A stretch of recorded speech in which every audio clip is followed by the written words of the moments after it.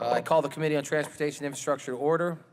Today, the committee will consider GSA Capital Investment and Leasing Program resolutions, H.R. 4487, the Public Buildings Reform Savings Act of 2016, H.R. 4465, the Federal Asset Sale and Transfer Act of 2016, H.R. 3937 to designate the Judge Randy D. Daub Courthouse, H.R. 4618 to designate the Sidney Oslin Smith Jr.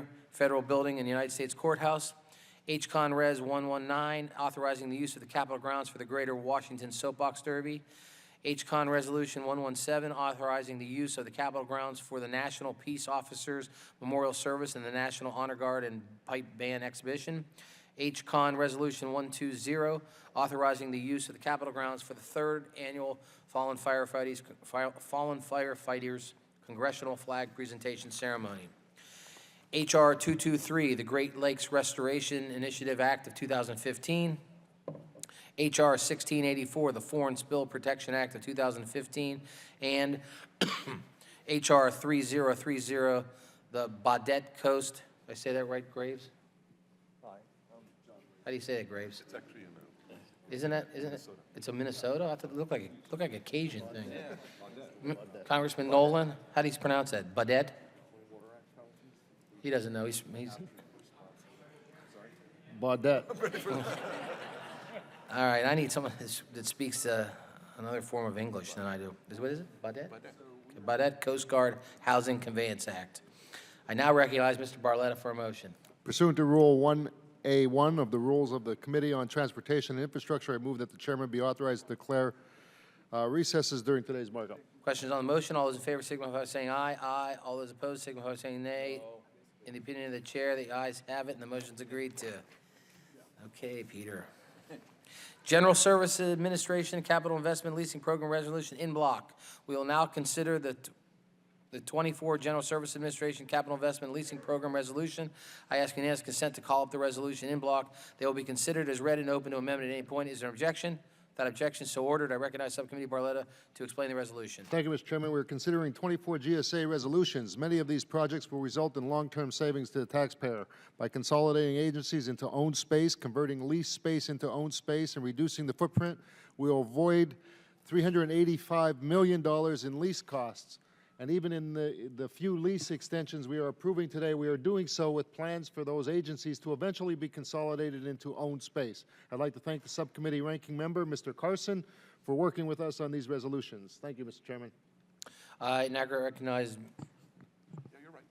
Mr. DeFazio for a statement.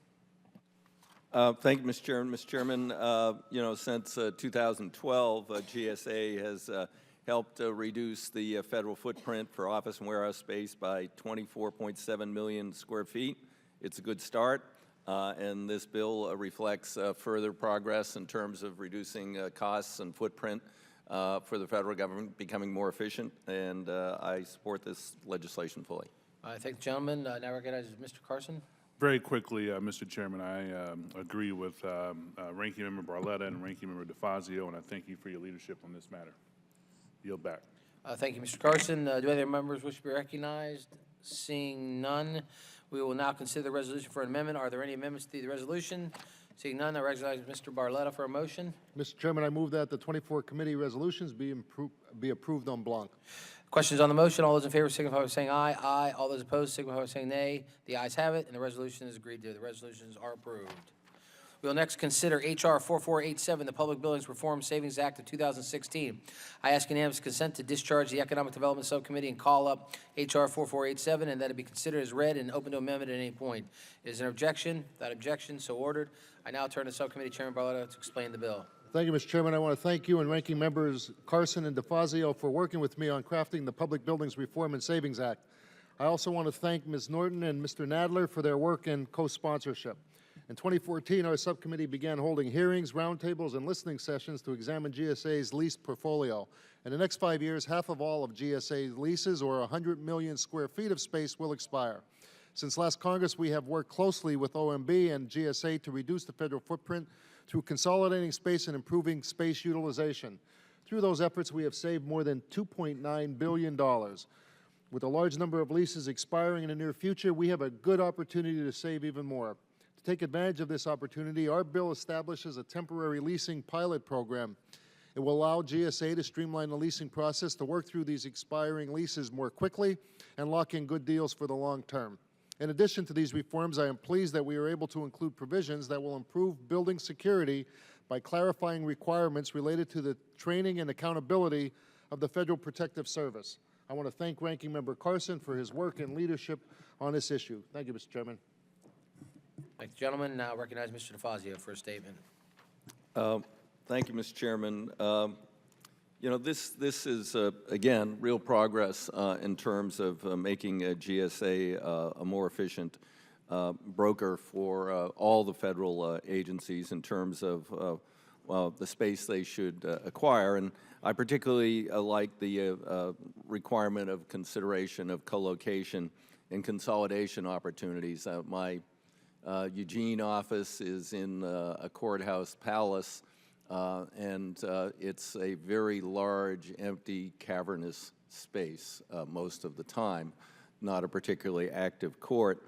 And yet, you know, there are other federal agencies that require the level of security there and easily could have been designed into that structure. And so I look forward to a future where GSA considers that for all space opportunities, even for courthouses. I know, of course, the courts have their strong preference to have large, empty, open, monumental spaces, but I think we can do better for the taxpayers. So, again, this bill will help move us along. It's also going to look at leasing versus purchase. I hope we can get into the VA process at some point, because the Veterans Administration is often, you know, because of the stupidity of our budget process, we lease space that we could lease purchase, or we could purchase and save tremendous amounts of money. So this will help in that area too. With that, I yield back. Fully support the bill. Thank you, gentlemen. And now recognize Mr. Carson for a statement.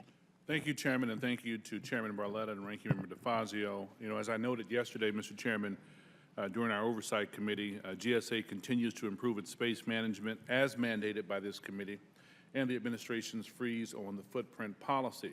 I think more importantly, Chairman, most of the leases are long-term, giving GSA the leverage necessary to take advantage of a buyer's market and extract concessions from landlords. And quite frankly, the few short-term leases in this package, Mr. Chairman, are to facilitate federal agencies moving out of lease space into owned space. So I thank the gentleman, and I yield back. Thank you, gentlemen. Any other members seek to be recognized? I just want to say that I'm extremely proud of the work done on this. Ms. Norton and I, 10 years ago or so, Ms. Norton's been working on it for a longer time than that, and I have, but worked together, as Mr. DeFazio pointed, to consolidate, to make sure that with the footprints at the right size, and these courthouses, as Mr. DeFazio points out, are these palaces. The courtrooms are not being utilized, and the judiciary needs to fall under the same kind of scrutiny when it comes to spending dollars as all these other agencies do. So, again, I'm very, very pleased with this piece of legislation, and I also just want to tip my hat to Judge Brooks Smith, who happens to be from my district, who is the head of this part of the judiciary. He oversees this and has done he's done yeoman's work trying to convince these judges they've got to share courthouses, they've got to be more fiscally responsible. And I know Judge Smith was testifying here yesterday, so I really appreciate Judge Smith's work on this and dealing with a body of folks that are appointed for life. It's tough to get things done when they can just say no, and there's no ramifications to it. So again, Judge Smith, if you're listening, thanks for all your hard work. With that, Congressman Denham, who was a former chair of this subcommittee. Thank you, Mr. Chairman. I'd like to also offer my support for this legislation and commend Chairman Barletta on his strong leadership on reducing the federal footprint. This bill goes a long way in streamlining GSA's extremely flawed and often wasteful leasing policy. We've got to do more to get agencies to combine their federal footprint, to look at vacant space before they get a lease. And in this case, this streamlined leasing pilot program would allow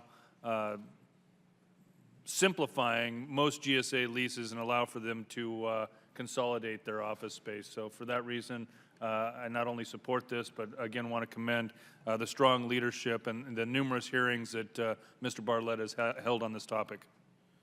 Thank the gentleman. Any other members wish to be recognized? Seeing none, we will now consider the bill for amendment. I recognize Mr. Barletta. Mr. Chairman, I have an amendment at the desk. I ask unanimous consent the amendment be considered as read. Without objection to order, the clerk will designate the amendment. Amendment number 60, offered by Mr. Barletta. Mr. Barletta is recognized to speak on the amendment. Thank you, Mr. Chairman. This amendment makes a clarifying change to Section 10 of the bill at the request of the Congressional Budget Office. Thank you, Mr. Chairman.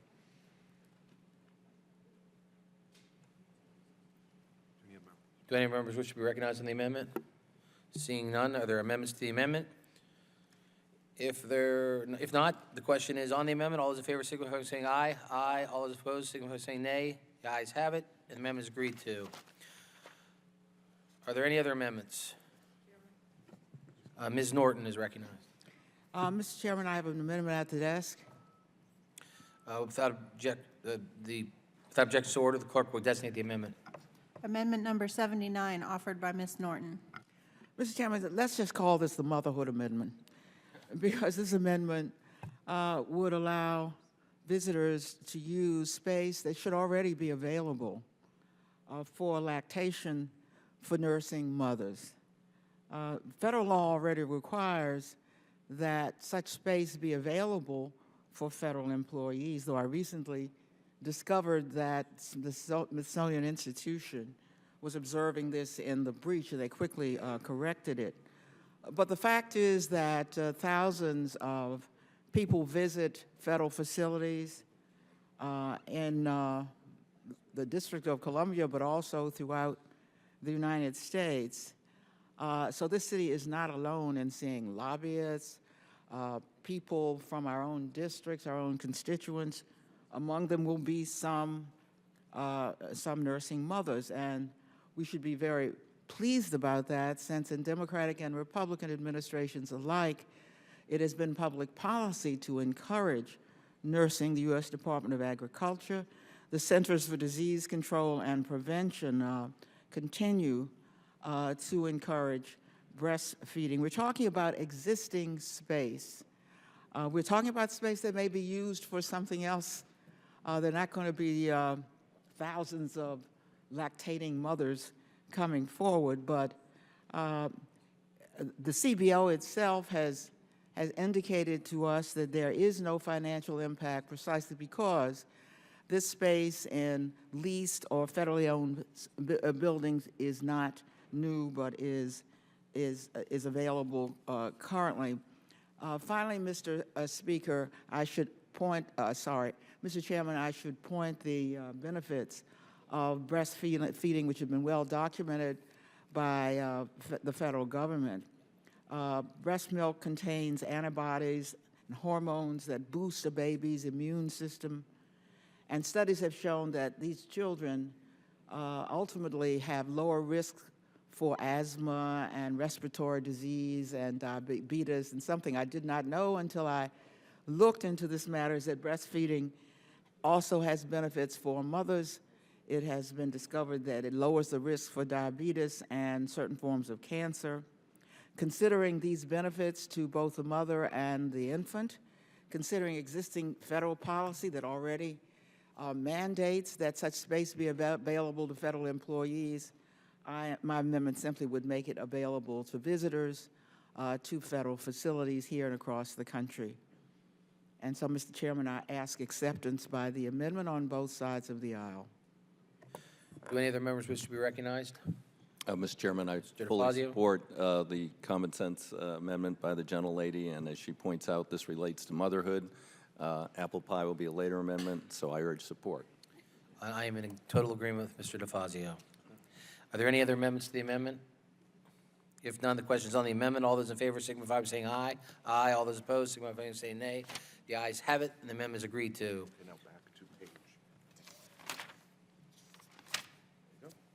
Are there any other amendments? Mr. Chairman, Mr. Carbello is recognized for an amendment. I have an amendment at the desk that I'm offering for Mr. Davis of Illinois.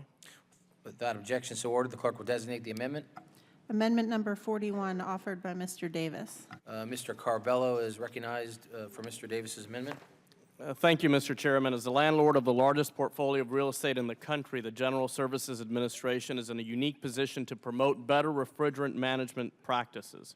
While the reuse of products such as metal, paper, and glass is widely accepted and promoted, there has been very little action or demand for the recovery, reuse, and reclamation of refrigerants.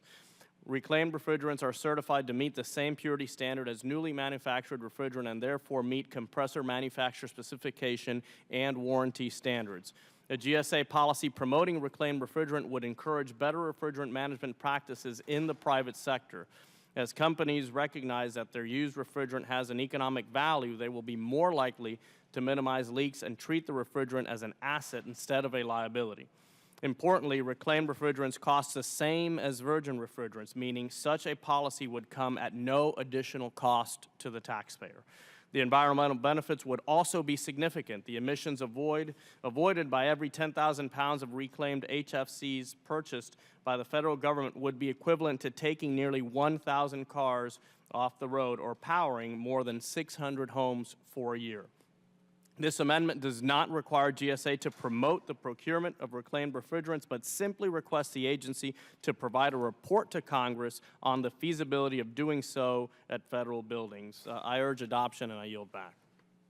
Thank the gentleman. Any other members wish to be heard on this amendment? Seeing Mr. DeFazio. Yeah, sorry, Mr. Chairman. Mr. Chairman, I fully support the amendment. I mean, there may be some who question climate change, but this will prevent this. These are really extreme materials in terms of contribution to damaging the atmosphere and also the ozone layer. So I think this is common sense and potentially a cost-saving amendment. I thank the gentleman. I see Mr. Davis has arrived, so we recognize Mr. Davis to speak on his amendment. Thank you, Mr. Chairman. I think Mr. Carbello said it all on my behalf. Vote for this. It's a great common sense solution to an issue that I think we can make sure that the taxpayers of this country are able to do what's necessary to not only protect our environment, but also ensure that GSA is doing a much better job. So, Mr. Carbello, thank you for offering my remarks, and I yield back. Thank the gentleman. Any other members wish to be recognized? Mr. Chairman, Mr. Barletta. I'd like to thank Mr. Davis for working with us on this issue. This amendment will provide us with an opportunity to evaluate the use of recycled refrigerants in the building systems. Thank you, Mr. Chairman. Any other members wish to be recognized? Seeing none, are there amendments to the amendment? Seeing none, the question is on the amendment. All those in favor signify by saying aye. Aye. All those opposed signify by saying nay. The ayes have it. The amendment is agreed to. We're done with those, right? Are there any other amendments? I recognize Mr. Barletta for a motion. Mr. Chairman, I move that H.R. 4487 as amended be approved and reported favorably to the House. Questions on the motion? All those in favor signify by saying aye. Aye. All those opposed signify by saying nay. The ayes have it, and the motion is agreed to. The bill is amended. It's approved and ordered reported favorably to the House. We'll now consider H.R. 4465, the Federal Asset Sale and Transfer Act of 2016, asking unanimous consent to discharge the Economic Development Subcommittee. Call up H.R. 4465, and that it be considered as read and open to amendment at any point. Is there an objection? Without objection, so ordered. I recognize Subcommittee Barletta to explain the bill. Thank you, Mr. Chairman. I want to thank Chairman Denham for his tireless work on this legislation. In 2011, he started leading the charge to get rid of unneeded federal properties when he was a chair of the subcommittee that I now chair. The result of this work is bipartisan legislation that will reduce costs to the taxpayer and make other important changes to the management of federal real property. I want to thank Chairman Schuster, Ranking Member DeFazio, and Subcommittee Ranking Member Carson, along with Chairman Chaffetz and Ranking Member Cummings of the Committee on Oversight and Government Reform for their work on this bill also. I am pleased to be a co-sponsor. The bill incorporates critical provisions crafted by both committees to address decades-old problems related to federal real property. The bill establishes a 6-year pilot program and an independent recommendation for the deposition of vacant and underutilized properties. OMB would approve or disapprove. If approved, the relevant agencies would carry out the recommendation. The bill requires an initial sale of high-value assets to fund the sale of properties where disposing of them may cost money. Following the pilot, the bill would allow agencies to retain a portion of disposal proceeds to offset the cost of property disposals. The bill also codifies the federal real property database, providing for better congressional oversight. Finally, the bill streamlines the process for reviewing properties for use to benefit the homeless. Again, I want to thank Chairman Denham and Chafis, as well as the administration and Chairman Johnson of the Senate Homeland Security and Governmental Affairs Committee for their leadership on this issue. If this bill works as intended, we can make significant strides in reducing the cost to the taxpayer and putting underused properties back on local tax rolls for redevelopment. Thank you, Mr. Chairman. Thank you, Mr. Barletta. Now recognize Mr. DeFazio.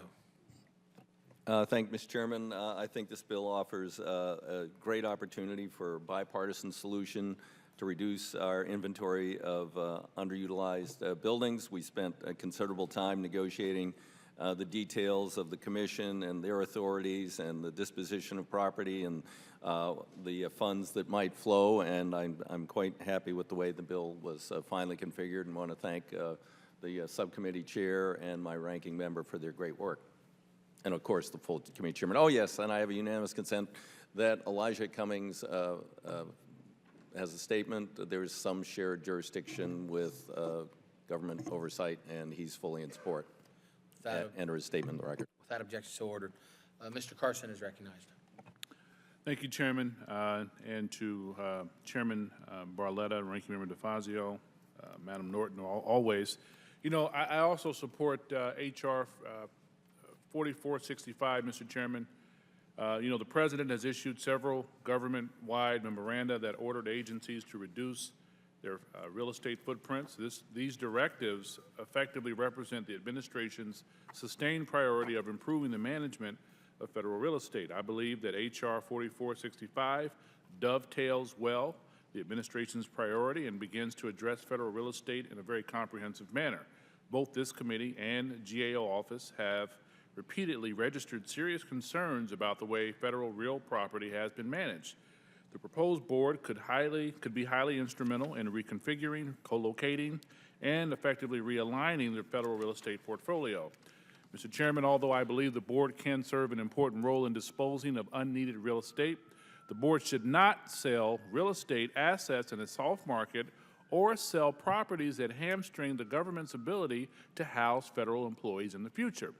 Expert and specialized skill is necessary to dispose of underutilized real estate assets while avoiding selling property the government could need in the future, leading to potential long-term leasing because of the haphazard or poor disposal of underutilized real estate. That said, Mr. Chairman, I support the concepts contained in today's legislation that creates an independent board of limited duration to meet the goal of right-sizing the federal real estate portfolio and saving taxpayers millions of dollars. I yield back.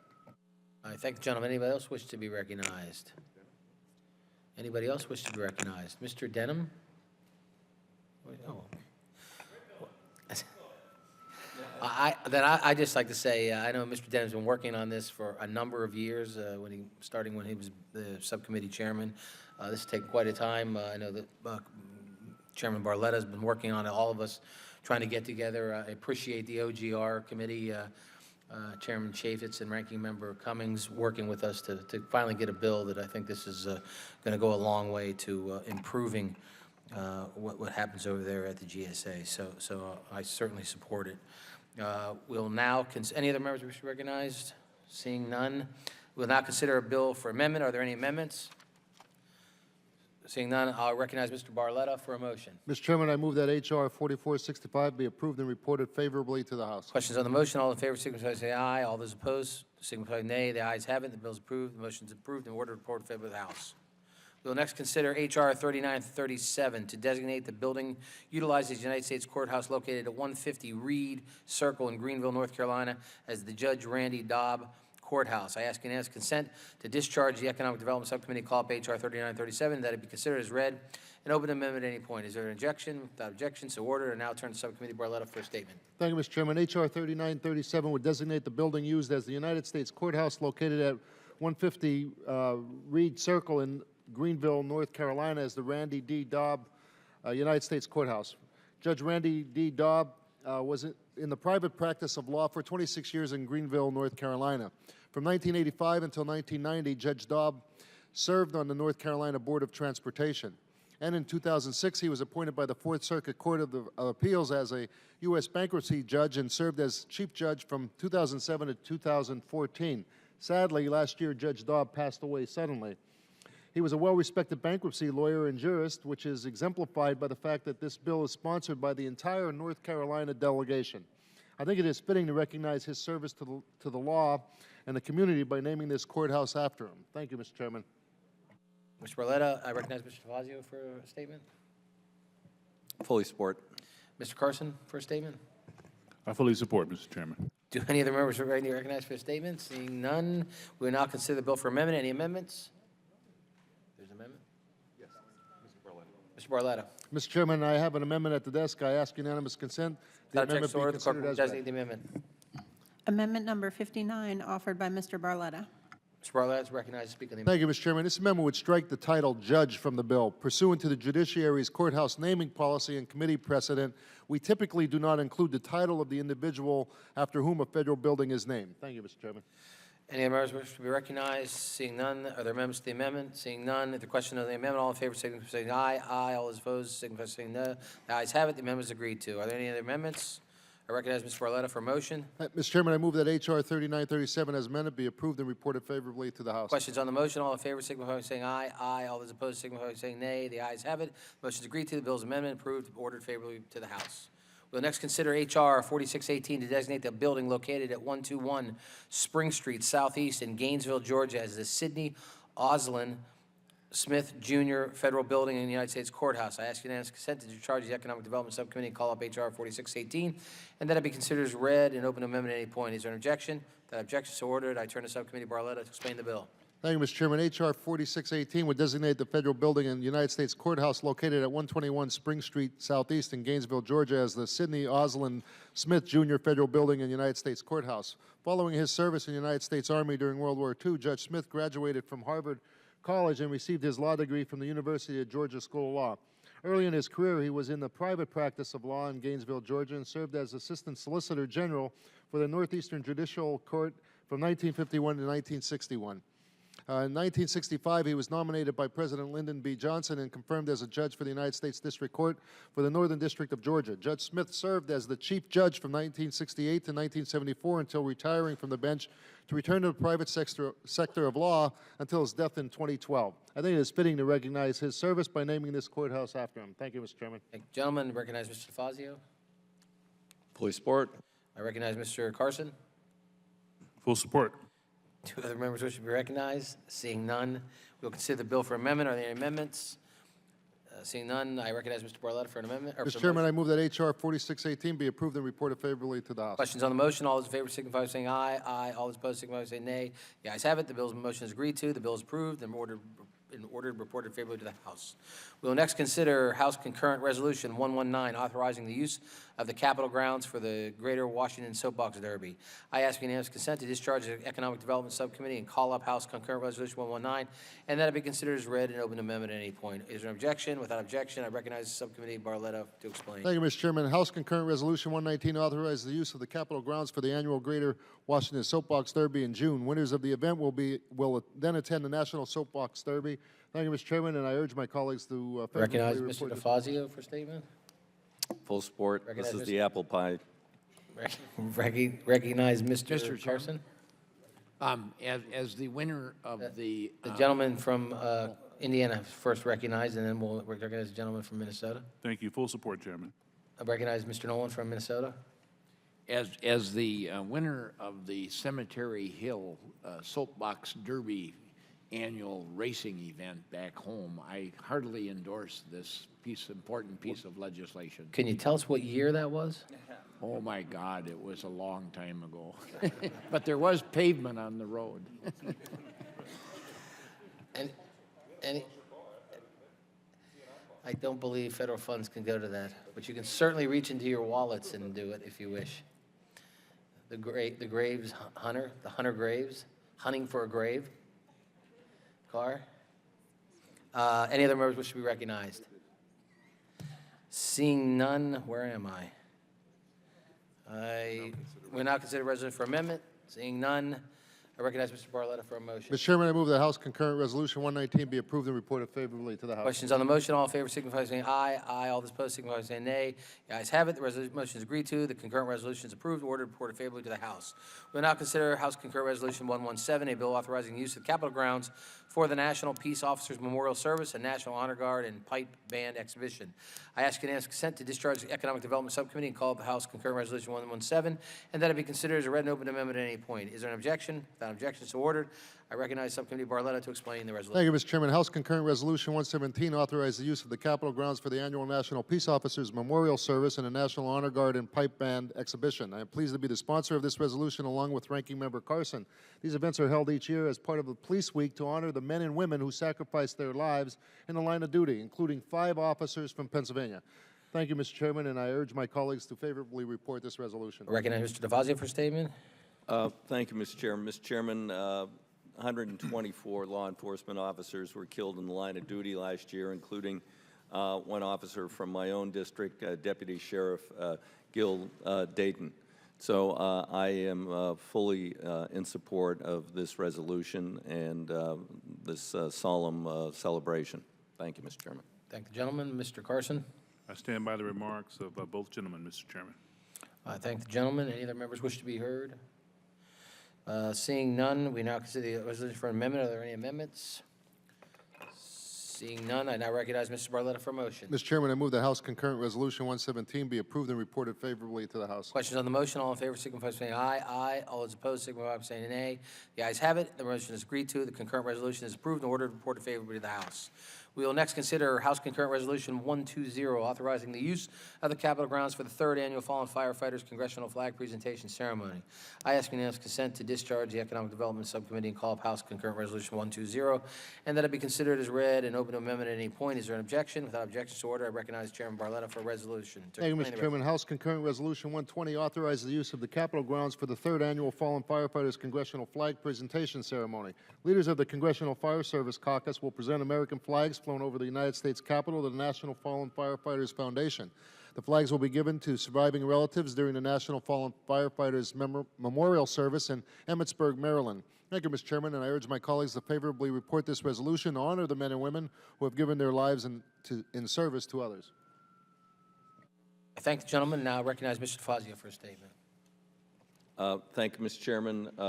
The previous was for those who fell in the line of duty in law enforcement. This resolution is for those who fell in the line of duty as firefighters, and I am fully supportive of this appropriate use of the Capitol grounds. Thank the gentleman. Mr. Carson is recognized. I stand by the gentleman's remarks, Mr. Chairman. I thank the gentleman. Any members wish to be heard? I'm fully in support of this. Again, across my district, we have a few paid forces, but hundreds and thousands of volunteers that and I know Mr. Barletta coming from the same kind of district as me. That's amazing that we have people that are willing to sacrifice, to spend their time and then run into burning buildings or save people from car accidents, again, on a voluntary basis. So I think this is very, very appropriate that we do this, and I'm in full support of this use of the Capitol grounds. Any other members wish to be heard? I now recognize, are any amendments to the amendment? I now recognize Mr. Barletta for a motion. Mr. Chairman, I move that House Concurrent Resolution 120 be approved and reported favorably to the House. Questions on the motion? All in favor signify by saying aye. Aye. All those opposed signify by saying nay. The ayes have it. The motion is agreed to. The current resolution is approved and ordered for report favorable to the House. We will next consider H.R. 223, the Great Lakes Restoration Initiative Act of 2015. I ask unanimous consent to discharge the Water Resources Subcommittee and call up H.R. 223, and that it be considered read and open amendment at any point. Is there an objection? Without objection, so ordered. I recognize Subcommittee Chairman Gibbs to explain the bill. Thank you, Mr. Chairman. I appreciate the committee marking up H.R. 223, the Great Lakes Restoration Initiative Act of 2015, a bill introduced by my Ohio colleague, Dave Joyce. The Great Lakes are an important resource for the United States. More than 30 million people live in the Great Lakes region, and the lakes help support over $200 billion in a year in economic activity. A Great Lakes Interagency Task Force of federal agencies was created in 2004 by executive order to help ensure coordination between federal, state, and private parties protecting and restoring the Great Lakes. In 2010, the task force released an action plan as part of the Great Lakes Restoration Initiative to accelerate efforts to protect and restore the Great Lakes. In September of 2014, the federal agencies released an updated Action Plan 2, which summarizes the actions that the federal agencies plan to implement during fiscal years 15 and through 2019. The action plan aims to strategically target the biggest threats to the Great Lakes ecosystem and to accelerate progress toward long-term goals. Congressman Joyce introduced H.R. 223 to formally authorize the Great Lakes Restoration Initiative for 5 years and to carry out projects and activities for the Great Lakes protection and restoration. Under the initiative, the Environmental Protection Agency collaborates with other federal partners, including the Great Lakes Interagency Task Force, to select the best combination of projects and activities for Great Lakes protection and restoration. This legislation has been the result of an exhaustive and rigorous oversight process. During the development of this legislation, we took years. My subcommittee held multiple hearings, requested and received multiple GAO studies, and held dozens of meetings with stakeholders and agency officials on the GLRI program. This oversight process should be a model of how Congress authorizes EPA regional programs moving forward. At the appropriate time, I intend to offer a technical and clarifying amendment to modify the legislation. This amendment reflects the input we received from numerous hearings, stakeholders, GAO reports, and other oversight activities. Upon adoption of that amendment, I would encourage members to support H.R. 223, and I yield back. Thank you, gentlemen. I'll recognize Mr. DeFazio for a statement. Thank you, Mr. Chairman. You know, the Great Lakes are an invaluable resource, and we are seeing troubling signs of pollution, particularly the algal blooms that caused Toledo to have to shut down its water supply system. You know, this legislation will help better coordinate federal agencies, federal efforts to partner with the states and ultimately potentially with Canada in improving and protecting the water quality and the assets of the lakes. I would reflect that we also have some concerns on a number of areas on the West Coast, Puget Sound, the Columbia River, San Francisco Bay, and then also some members have indicated concerns about Long Island Sound, and I would hope that the subcommittee can hold hearings on these introduced resolutions so we can begin the same sort of assiduous work that went into producing this resolution, Mr. Chairman. I thank the gentleman. We certainly are open to it, and we'll work with Subcommittee Gibbs and myself and get our staffs together to move forward on this. I appreciate that. Mr. Nolan is recognized. Mr. Chairman, members of the committee, I want to thank our good friend, Mr. Gibbs, for his leadership in offering this common sense, nonpartisan legislation, helping to create jobs and restore communities and bring people together, restore the Great Lakes, as well as our chairman of the full committee and the ranking member.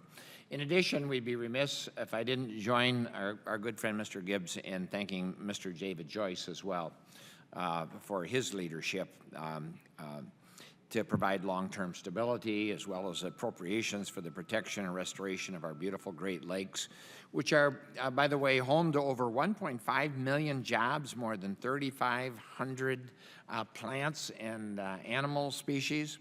The Great Lakes Restoration Initiative has been working hard since 2010 to protect, to restore, to preserve the largest freshwater system in the world, whether it's preventing and combating the influx of invasive species, restoring polluted habitats, or cleaning up areas where significant harm has been caused by human activity, also known as areas of concern.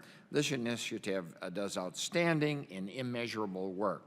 It has made a significant impact in the Great Lakes, in Lake Superior in particular, the world's largest freshwater body, and the communities of Duluth, Minnesota, and Superior, Wisconsin, which is also one of the areas, largest areas of concern in the Great Lakes. So with the support of the federal, the state agencies, the private sector involved, this area of concern is making incredible progress, and I want to applaud the progress the Great Lakes Restoration Initiative is making, and I am proud and excited to be a part of this vital program. I urge my colleagues in the committee to support this important piece of legislation. Thank you, Mr. Chairman. Thank you. Any other members wish to be recognized? Seeing none, I just want to thank the Ranking Member Napolitano for her work on this issue. She's not here today, but we thank her for her efforts. Do any other members wish to be recognized? Mr. DeFazio. Okay, no, I'm waiting for the amendment. Mr. Thank you. DeFazio withdraws. Do any other members wish to be heard? And then we now consider the bill for amendment. Is there an amendment? Yes. Mr. Gibbs is recognized. Thank you, Mr. Chairman. I have an amendment at the desk. I ask unanimous consent the amendment be considered as read. Without objection, so ordered. The clerk will designate the amendment. Amendment number 1 offered by Mr. Gibbs. Mr. Gibbs is recognized. Thank you, Mr. Chairman. This amendment makes technical and clarifying modifications to this bill, and it's really a result in our hearing. We found out the GAO report was very positive of what the work's been done, but there were a couple things that need to be addressed, and this amendment really addresses that. And just to give a quick synopsis of that is that we need more collaboration between the federal and the state local partners, and this amendment puts language in there to ensure that the administrator designates a point person, the appropriate federal partner to coordinate with other federal partners in the Great Lakes states. And so it's really an amendment to help clarify the roles of all the partners and get more collaboration. So I urge support of the amendment. Thank you, gentlemen. Any other members wish to be recognized? Seeing none, are there amendments to the amendment? Mr. DeFazio is recognized. I'm sorry.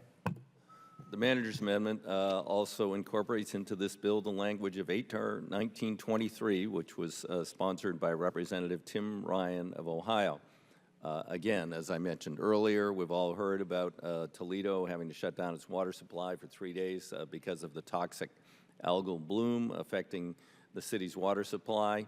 That reemerged in 15, and Representative Ryan's amendment focuses this legislation better on those particular concerns. With that, I urge support. Thank the gentleman. Any other members wish to be heard?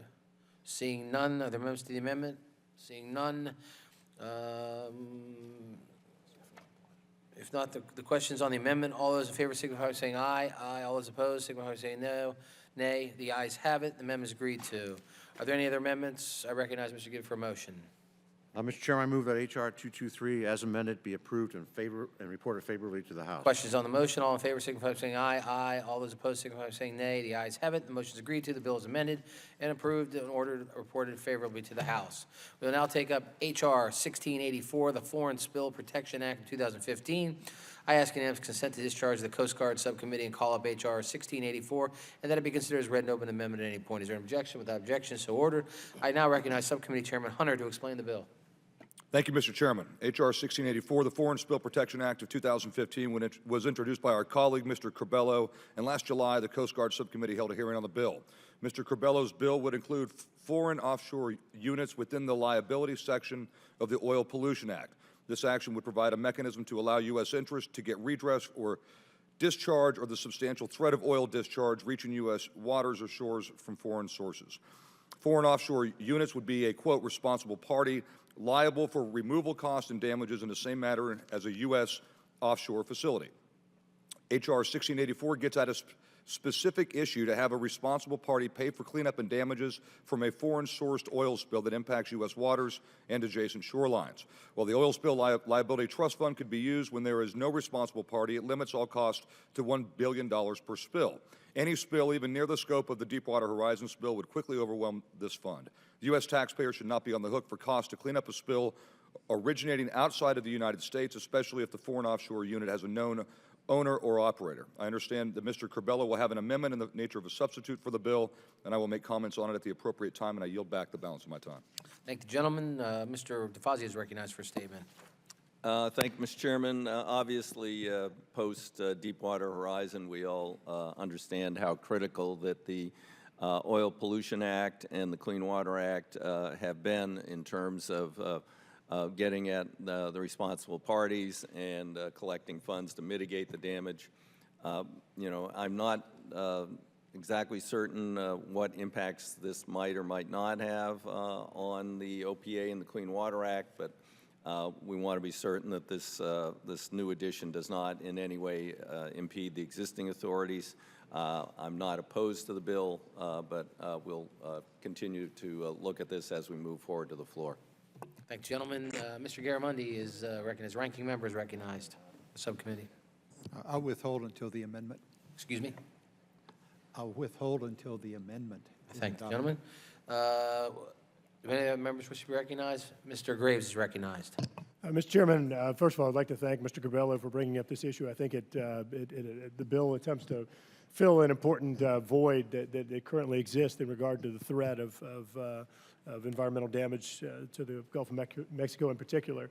I just want to be clear that it is my understanding that the intent of this bill is to make a foreign spill indistinguishable from that of a domestic spill.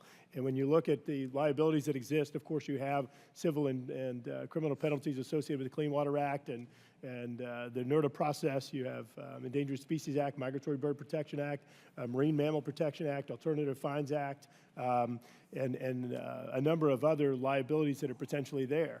One thing that distinguishes activities in foreign waters compared to those in domestic is that in the case of domestic waters, operators are required to submit spill response plans. They're required to show financial assurance and other things that in the case of an international production, we simply don't have visibility or, quite frankly, jurisdiction.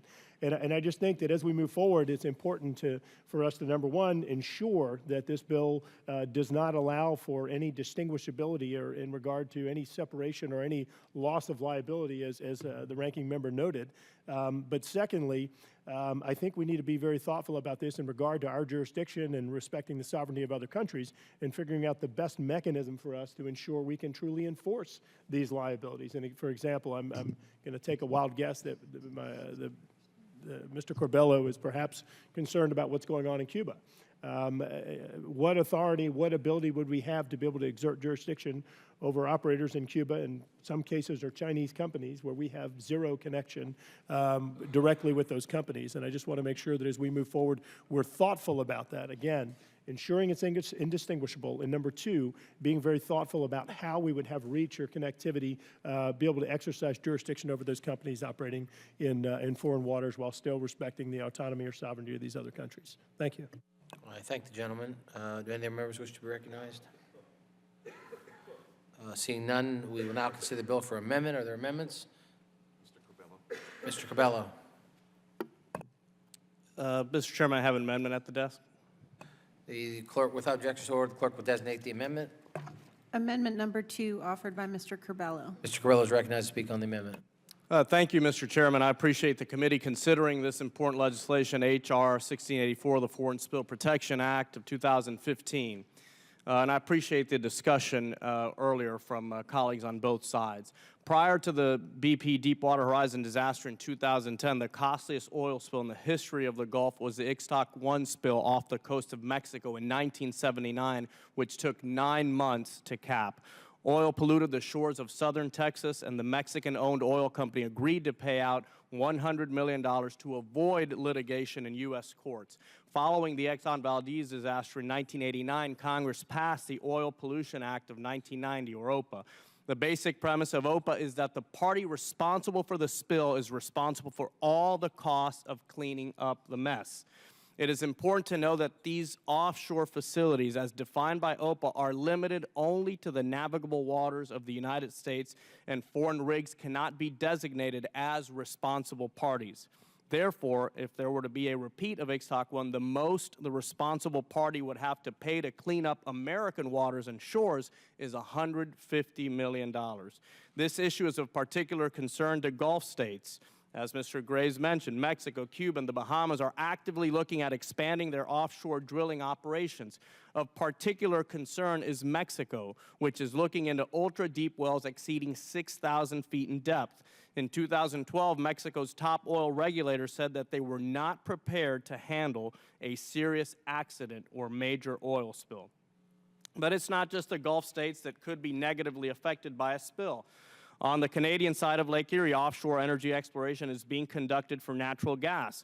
While Canadian law prohibits oil extraction from the Great Lakes, the risk of a spill persists. Again, under current law, the responsible party would only have to pay a maximum of $150 million for cleanup.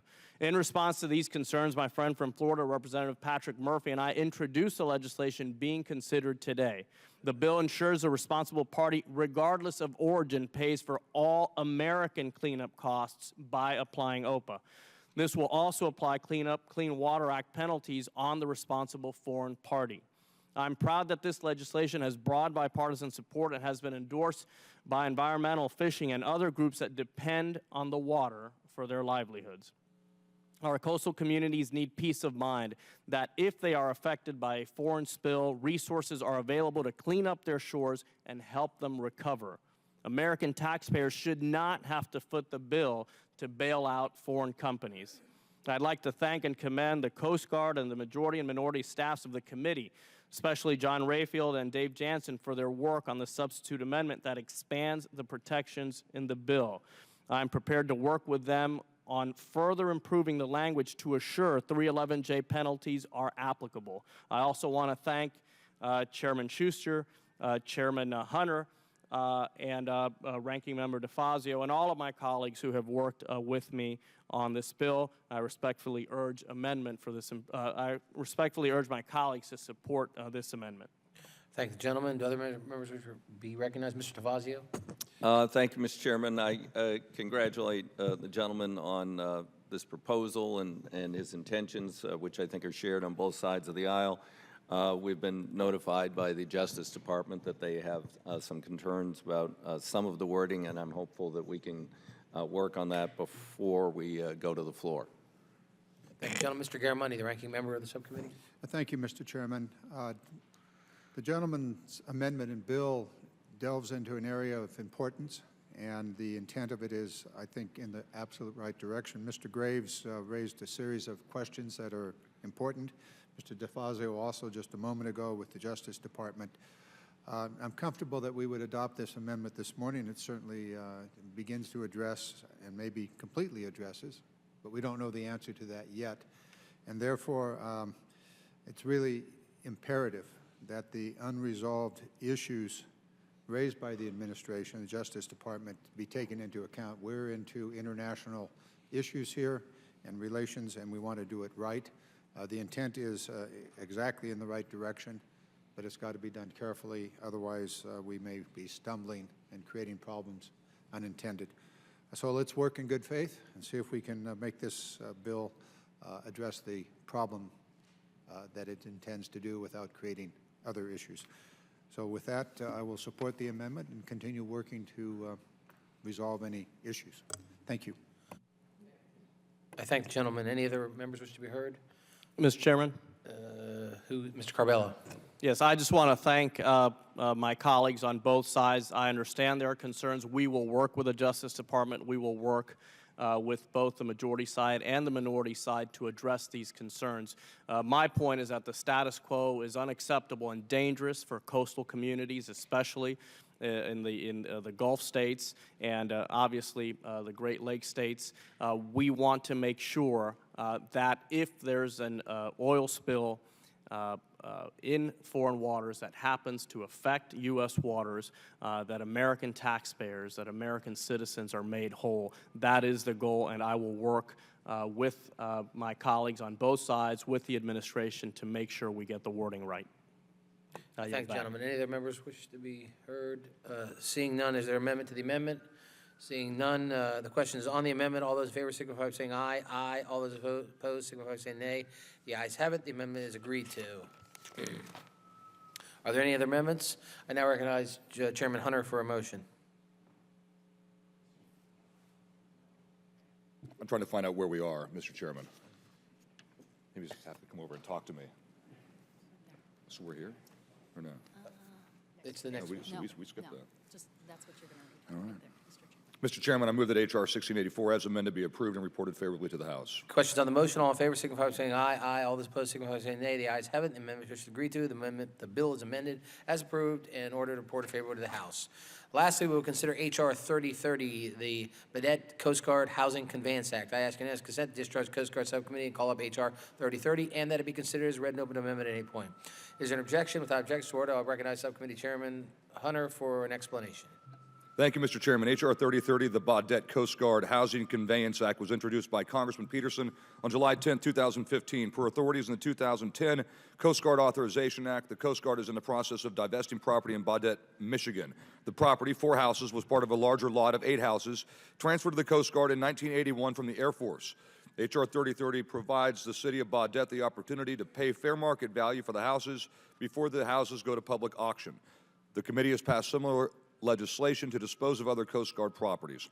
I understand Mr. Nolan will have an amendment in the nature of a substitute for the bill, and I will provide comments at the appropriate time. I yield back the balance of my time. I thank the gentleman. Any other members wish to be heard? Mr. DeFazio is recognized. Board. Mr. Garamendi is gone. Do any other members wish to be heard? Seeing none, we now consider the bill open for amendment. Are there any amendments? Mr. Nolan has an amendment. Thank you, Mr. Chairman. As Mr. Duncan said, my amendment is in the nature of a substitute. It's pretty straightforward, pretty non-controversial.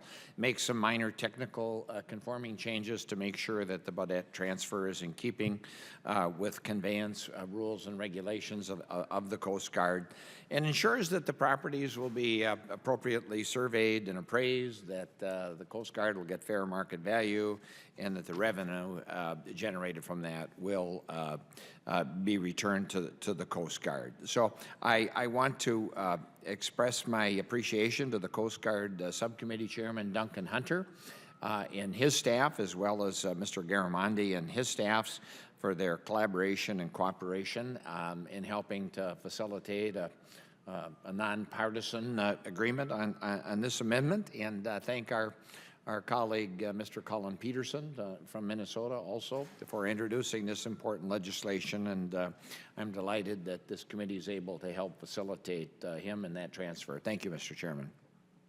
Gentlemen, recognize any other members wish to be recognized? Seeing none, is there amendment to the amendment? Seeing none, there's questions on the amendment. All those in favor signify by saying aye. Aye. All those opposed signify by saying nay. The ayes have it, and the amendment is agreed to. Are there any amendments? Any other amendments? No. I recognize Mr. Hunter for a motion. Mr. Chairman, I move that H.R. 3030 as amended be approved and reported favorably to the House. Questions on the motion? All in favor signify by saying aye. Aye. The opposed signify by saying nay. The ayes have it. The motion is agreed to. The bill is amended and is approved. An order reported favorably to the House. I ask unanimous consent that each bill and concurrent resolution order today will be reported as a single amendment in the nature of a substitute, incorporating any amendments adopted without objection. So ordered. I ask unanimous consent that the staff be authorized to make all necessary technical clarifying conforming changes to each of the bills and concurrent resolutions ordered and reported today, and each committee resolution adopted today to reflect the actions of the committee without objection. So ordered. I ask unanimous consent that the chairman, after consultation with the ranking member, has authority to strike or revise any provision of the bills or concurrent resolutions ordered reported today that have caused a sequential referral to other committee, or that caused the bills or concurrent resolutions to be subject to a Budget Act or Rule 21 Cutco point of order. Without objection, so ordered. Pursuant to Clause 1 of Rule 22, I ask unanimous consent that the committee authorize the chairman or his designee to offer such motions as necessary in the House to go to conference with the Senate on H.R. 4487 as amended H.R. 4465, H.R. 3937 as amended H.R. 4618, H.R. 223 as amended, H.R. 1684 as amended, and H.R. 3030 as amended and ordered reported by the committee today or similar Senate bills. Without objection, so ordered. Pursuant to Rule 5 of the Rules of the Committee of Transportation and Infrastructure, the chair notes the presence of a quorum for the action taken today on all committee business. And with that, the Committee on Transportation and Infrastructure has completed its business. And for Mr. today, Chairman, the gentleman from Minnesota is recognized.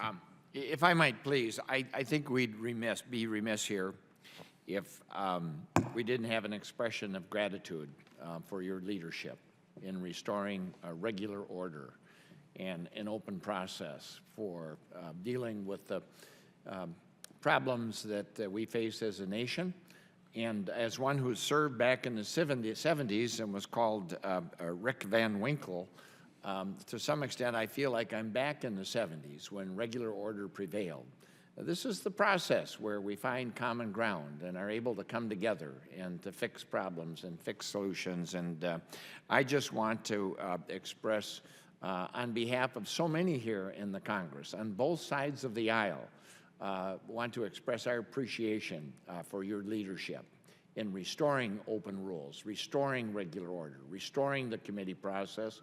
Under your leadership, this committee has become a model for what all the committees in this Congress ought to be doing in order that we might find that common ground, continue to fix things, restore people's confidence in the process, And in that regard, I also thank Mr. DeFazio for his collaboration and cooperation with you. But thank you, Mr. Chairman, for your leadership in this important regard. Well, thank you, Mr. Nolan, for that, but really, it takes all of us sitting down, hammering these things out, so we owe a lot of this credit to Mr. DeFazio, his leadership on your side of the aisle, bringing people together, and all the members willing to sit down and work these out. We obviously, there are times we disagree, but as a former speaker used to say, you can disagree and not be disagreeable, and I think our last markup, we saw that. I mean, there were things in there that were obviously supported on both sides of the aisle, things that weren't, but again, we continue to move forward in that spirit, working closely with Mr. DeFazio. And I want to say to the staff, too, the minority staff, the majority staff, it's been a great working experience, so I appreciate everybody, and I certainly thank you for those compliments, but I think it's owed to everybody that works in and around this committee that makes it happen, so thank you. And with that, we're adjourned.